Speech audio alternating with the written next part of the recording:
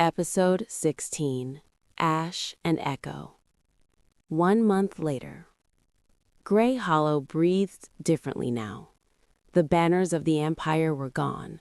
The streets bustled with life instead of fear. The rebellion, now the provisional government, had set up headquarters in the old governor's hall. Soldiers patrolled not to intimidate, but to protect. And in a quiet room overlooking the river, Ash woke to the sound of quills scratching. Echo sat at the small desk, hair loose around her shoulders, reviewing reports with a furrowed brow. She wore her commander's coat, though she hadn't fastened it yet. Ash smiled sleepily. "You're up early." Echo turned, and the stern commander softened instantly. "Couldn't sleep." Nightmares still came, flashes of the void, the emptiness, the feeling of being unmade. Ash crossed the room and wrapped her arms around her from behind. "I'm here," Ash whispered. Echo leaned back into her. "I know." The Empire's ambassador arrived under a flag of truce, a tall, elegant man with a diplomat's smile and a predator's eyes. He bowed deeply before the council. "I come with an offer of peace," he said. "The Empire will cede this region. Independence, autonomy, trade rights, all yours." A murmur rippled through the chamber. "But," the ambassador continued, "in exchange, you will cease spreading falsehoods about Project Resurrection. The Empire will not tolerate slander." Ash's jaw tightened. Echo's hand found hers under the table. The council erupted into debate. Peace is worth the price. We can't hide the truth. We're not ready for another war. We owe the dead honesty. Ash and Echo exchanged a look, the same conclusion in both their eyes. This wasn't a peace offer. It was a muzzle. That night, Ash and Echo walked through the night market, now vibrant, colorful, alive. Lanterns hung from every stall. Musicians played. Children ran laughing through the streets. People recognized them. "Commander Echo, Ashenvale, thank you. We saved us." Ash blushed.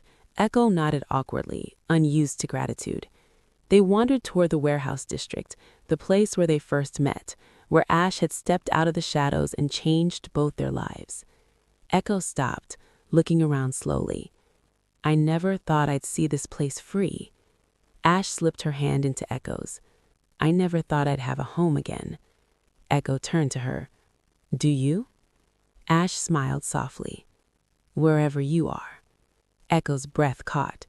They talked about the ambassador's offer, the temptation of peace, the weight of truth, the cost of war. "We can't accept it," Ash said. "The dead deserve to be remembered." Echo nodded. "I know, I just needed to hear you say it." Ash squeezed her hand. "I'm not running anymore." Echo hesitated. "Are you sure? You wanted to travel, to see the world." "I still do, but first I want to help free the others. There are more Pyres, more souls trapped. I can't walk away from that." Echo swallowed. "And us?" Ash stepped closer. "I want a life with you, not someday, now." Echo's eyes softened. "We've waited long enough." They climbed to the rooftop of an old warehouse, the same one Ash had once used as a lookout. The stars were bright above them, the city glowing below. Echo took Ash's hands. "No ceremony, no witnesses, just us." Ash nodded. "Just us." Echo's voice trembled. "I promise to stand with you, to fight beside you, to build a life with you in the spaces between battles." Ash's eyes filled. "I promise to choose you, to walk with you into whatever comes next, to bring you back, always." They leaned their foreheads together, breathing the same air, sharing the same heartbeat. It wasn't a wedding, it was a vow, a beginning. The next morning, the council chamber was packed. The ambassador waited, confident. Echo stepped forward. "We reject your offer." Gasps. Ash stepped beside her. "We will not hide the truth. We will not silence the dead." Echo continued. We will help other regions rise. We will free every soul the Empire has bound. The ambassador's smile cracked. Then you choose war. Ash met his gaze. We choose justice. The chamber erupted, some in fear, some in pride, all in understanding. The rebellion had chosen its path. Ash and Echo packed together in quiet harmony, weapons, maps, journals, medical supplies. Their movements were synchronized, practiced, intimate.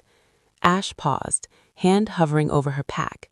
A spark flickered in her palm, a tiny ember of ash magic. She stared, breath catching. "Echo," she whispered. Echo turned, and her face lit with awe and relief. "Ash," Echo said.